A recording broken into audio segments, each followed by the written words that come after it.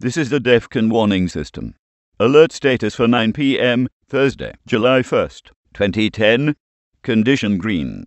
DEFCON 5. Condition green. DEFCON 5. Condition green. DEFCON 5. There are currently no imminent nuclear threats against the United States at this time.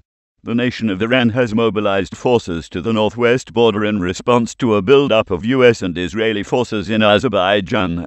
At this time, Iran is currently surrounded by hostile forces. While this does not mean that an expected attack against its nuclear facilities is imminent, the stage is being set for such an attack should one be ordered.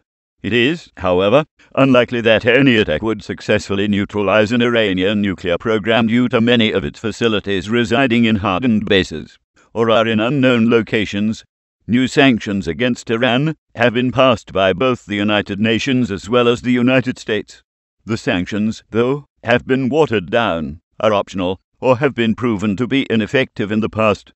The United States has also minimized sanctions against Iran in order to protect businesses and relations with foreign countries.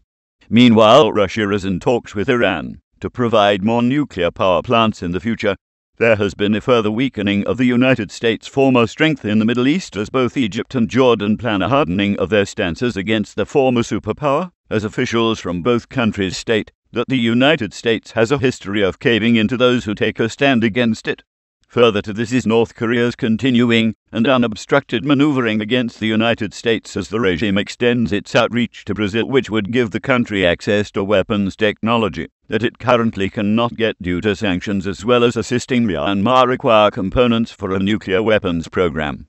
Iran also continues to obtain nuclear technology smuggled in through Dubai, among other transit routes. There have been reports of debatable authenticity that the Kingdom of Saudi Arabia has allowed Israel to move military gear into the country, as well as testing its missile defense system to allow Israeli warplanes to pass through on the way to Iran.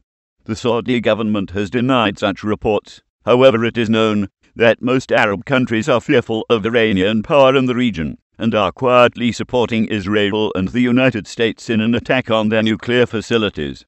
The DEFCON warning system is a private enterprise which monitors world events and assesses nuclear threats against the United States by national entities.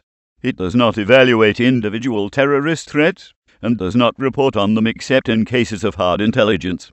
The public should make their own evaluations and not rely on the DEFCON warning system for any strategic planning. At all times, citizens are urged to learn what steps to take in the event of a nuclear attack. If this had been an actual attack, the DEFCON warning system will give radiation readings for areas that are reported to it.